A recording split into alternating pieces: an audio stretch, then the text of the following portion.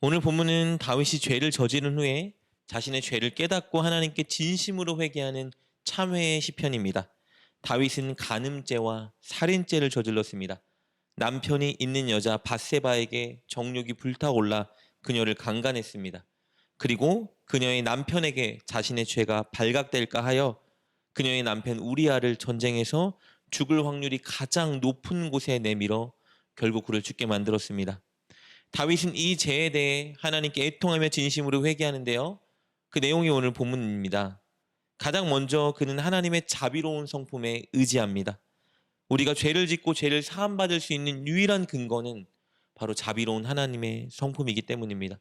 출애굽기 34장 6절에서 하나님께서 직접 자신의 성품을 반포해 주시는데요. 그 내용은 이렇습니다. 출애굽기 34장 6절 말씀입니다. 여호와께서 그의 앞으로 지나시며 선포하시되 여호와라 여호와라 자비롭고 은혜롭고 노하기를 더디하고 인자와 진실이 많은 하나님이라. 하나님은 자비롭고 은혜롭고 노하기를 더디하시며 인자와 진실이 많으신 분입니다. 다윗은 하나님의 이 성품에 의지하여 하나님께 자신의 용서를 간구하고 있는 것입니다. 1절과 2절 말씀 이렇게 기록되어 있습니다. 하나님이여 주의 인자를 따라 내게 은혜를 베푸시며 주의 많은 긍휼을 따라 내 죄악을 지워주소서. 나의 죄악을 말갛게 씻으시며 나의 죄를 깨끗이 제하소서. 다윗은 하나님께 인자, 은혜, 긍휼을 따라 자신을 용서해달라 간구하고 있습니다. 인자는 사랑하는 자에게 베푸는 희생과 헌신의 무조건적인 사랑을 의미하고요. 은혜는 높은 위치에 있는 사람이 낮은 사람에게 베푸는 관대함입니다. 긍휼은 따뜻한 보호와 돌봄입니다. 다윗은 하나님의 인자, 은혜, 긍휼, 이 선하신 성품을 의지하여 기도하고 있는 것입니다. 이 하나님의 성품이 없다면 결코 자신의 죄가 용서받을 수 없다는 것을 알았기 때문입니다. 이렇게 하나님의 성품을 의지하며 다윗은 자신의 죄를 하나님께 고백합니다. 3절 4절입니다. 물은 나는 내 죄가를 아오니 내 죄가 항상 내 앞에 있나이다. 내가 주께만 범죄하여 주의 목전에 악을 행하여 싸우니 주께서 말씀하실 때에 의로우시다 하고 주께서 심판하실 때에 순전하시다 하리이다. 4절에서 다윗은 자신이 주께만 범죄하였다 고백하는데요.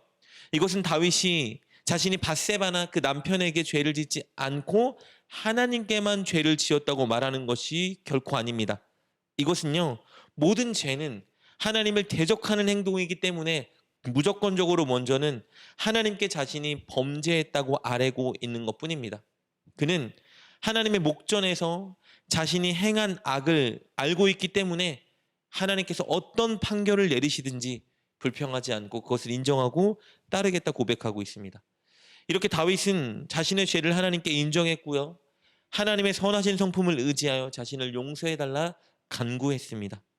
오늘 본문이 짧은 몇 개의 문장으로 되어 있지만 분명히 당시에 다윗은 가슴을 치며 침상을 적시고 몇 번이나 하나님께 이렇게 용서해달라 간절하게 애통하며 간구했을 것입니다. 이렇게 자신의 죄를 구하고 회개한 다윗은 여기서 한 발짝 더 나아갑니다. 다시는 죄를 짓지 않도록 자신의 마음을 새롭게 해달라고 하나님께 간구합니다. 자기의 더러운 모든 내면을 갈아엎어 주시고 하나님의 정직한 영을 자신에게 부어달라고 간구하고 있습니다. 10절부터 12절까지 말씀입니다. 하나님이여 내 속에 정한 마음을 창조하시고 내 안에 정직한 영을 새롭게 하소서.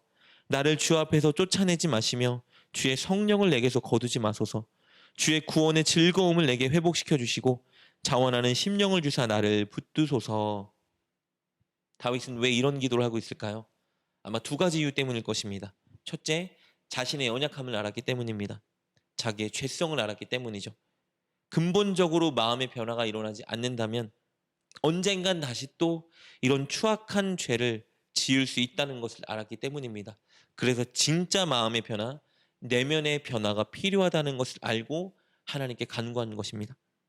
그리고 이렇게 기도한 두 번째 이유는요, 무엇보다 다시는 하나님 앞에서 이런 더러운 죄를 짓고 싶지 않았기 때문입니다.